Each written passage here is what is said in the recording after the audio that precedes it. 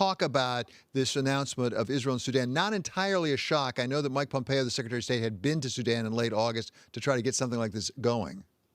Well, and as you know, there's been movement in getting them off of the U.S. Sanctions list for supporters of terrorism. There was an agreement for Sudan to actually pay for some of those that were affected by American citizens from attacks that they had contested, but not effectively denied before. So this now means the United Arab Emirates, Bahrain, and Sudan. That probably is it in terms of big announcements before the elections. But Saudi Arabia is getting closer. They're allowing overflight of Israeli passenger planes. Certainly, Mohammed bin Salman has shown both publicly and privately he's interested in normalizing relations to a greater degree.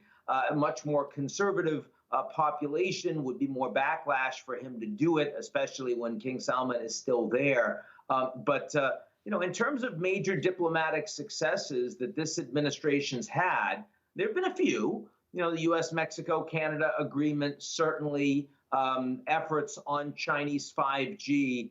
But the normalization of relations between states in the Arab world and more broadly in Israel probably ranks right up there. Yeah, exactly. You have to give credit. No question about it. At the same time, there are some relations that are a little bit more strained. One of them came to the fore last night, once again, with Russia. And we had former Vice President Biden and Donald Trump, the president, really exchanging very conflicting views about what this administration's position on Russia has been. This is part of the exchange.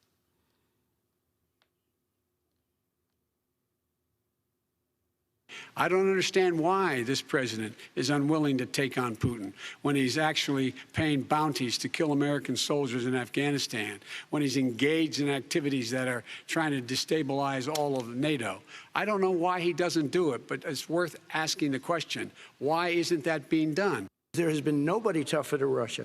Between the sanctions, nobody tougher than me on Russia. Ian, I guess my real question is, does it make a difference? Whichever of these two gentlemen ends up being president come January 22nd, is there much that really can be done with Russia by getting tough with them? Well, Russia thinks it makes a difference. If they didn't, they wouldn't be so supportive of Trump.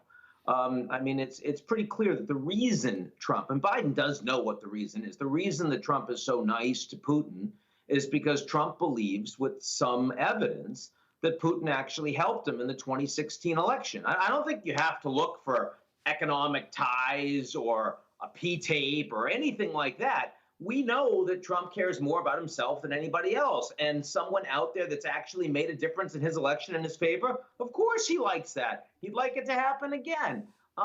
But the fact is that Trump has been very constrained, even though he would love to have a reset with Russia, because his entire cabinet and the bureaucracy around him and the Republicans in the Senate and the House have been unwilling to go along. And so it is true that the sanctions under the Trump administration and Congress, Republican Senate, have been tough against Russia. That's not because Trump wants it that way, but that has been the outcome. I do think that U.S.-Russia relations would be more contentious directly under Biden, certainly on human rights issues, certainly on issues like Belarus, where Trump has had nothing to say as a president.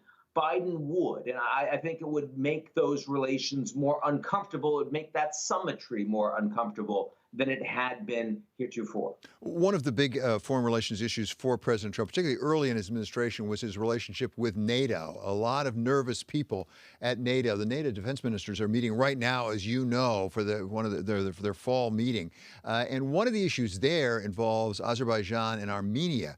We have NATO, a NATO member, Turkey, really involved in that, and Russia may have some role in it as well. What is the role of NATO, and to what extent can the United States still use or work with NATO to resolve things like that difficult conflict? NATO has virtually no influence over the Karabakh issue, unless you want to talk about Turkey, which is technically, formally, a NATO member, and it has been Turkey's support for Azerbaijan's position in this fight over contested territory, Nagorno-Karabakh, that got the Azeris the gumption to engage in unilateral strikes against the Armenians that kicked this all off about a month ago. But the Russians are the country that matters. They're the ones that actually organized tripartite conversations with the two sides. The Turks were not a part of it. They are providing military equipment to both the Armenians and the Azeris, and they have a defense pact with Armenia that so far has not been operationalized because the fighting's been in the contested territory the Armenians hold, but within Azerbaijan proper, while Armenia itself has not been an area where the fighting has gone on.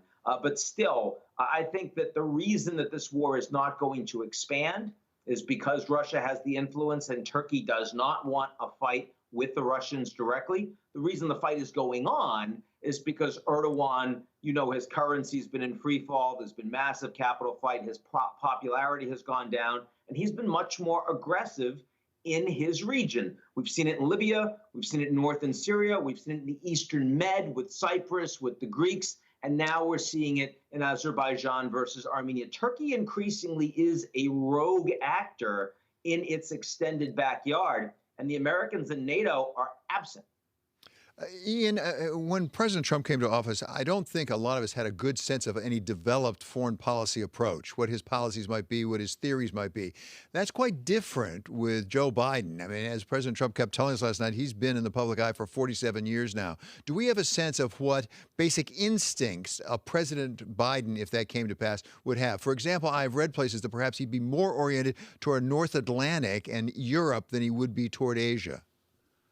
I think that would have been true 10 years ago. I don't think it's true now.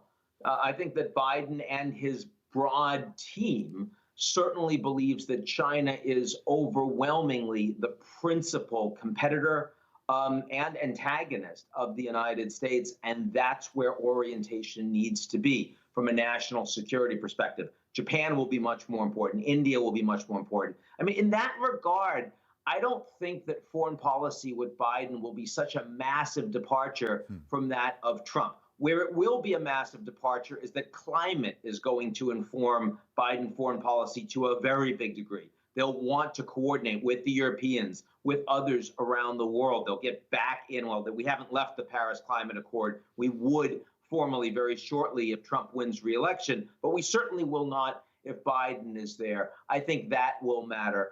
You'll see more multilateral efforts on a bunch of issues like technology. You'll see a more social democratic approach on redistribution of wealth that will align Biden more closely with the Europeans in terms of general disposition on things like regulatory policy. But I think you'll find that the U.S. footprint of diplomatic and economic and military influence is going to continue to shift towards Asia. You'll remember Obama, with Biden as vice president, talked about the pivot to Asia, but never quite got there because a pivot requires you to actually move 1 foot away from something. That was supposed to be the Middle East and the transatlantic. It didn't happen. I think in the coming 4 years, if Biden becomes president, it will. Ian, quite apart from where we direct our attention, is our attention as influential as it was? I mean, almost inevitably, as other countries catch up with us, certainly China, but others as well around the world in terms of relative GDP, even perhaps military forces when it comes to China, perhaps our influence might wane. But have we stepped out of the game for 4 years in a way by not participating in some of these multilateral alliances? And is it easy to get back in that game? Could we just step into line where we were? Not quite, in the sense that the United States chose not to push hard at the end of the Obama administration on the Trans-Pacific Partnership, talked about it economically, but not strategically. And I think the moment for that is gone. I think there's nowhere near the support in Congress, even if Biden decided he wanted to open it. So I think that's done. I do believe that the World Trade Organization is eroding in its capacity as an organization. It's disrupted by too many forces. The United States can come back. We can appoint that appellate judge. It'll be more functional than it has been, but less than it was 10, 20, 30 years ago. NATO, the United States under Trump said it was obsolete, didn't do very much that was different from the Obama administration. But we talked about Turkey already. We know who the NATO allies are. It's not as functional as it was because it doesn't have Japan or South Korea or Australia as members. It doesn't focus on cyber or technology the way it should. It's kind of a 20th century organization in a 21st century world. But let's be very clear. American power is in many ways not eroding versus other countries in the world. I mean, certainly our ability to lead by example. I mean, if you and I were to travel around the world, there are a lot of people that want to come and live in the United States, send their kids to American universities. There are very few people around the world that if you said, would you like your political system to work like this?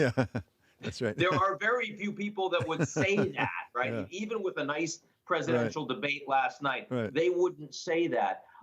But there are a lot of people that would love to have American power, and you know, our reserve currency, the power of our banks, our tech companies, those things are actually getting stronger in comparison to what we're seeing around the world. They haven't eroded under 4 years of Trump.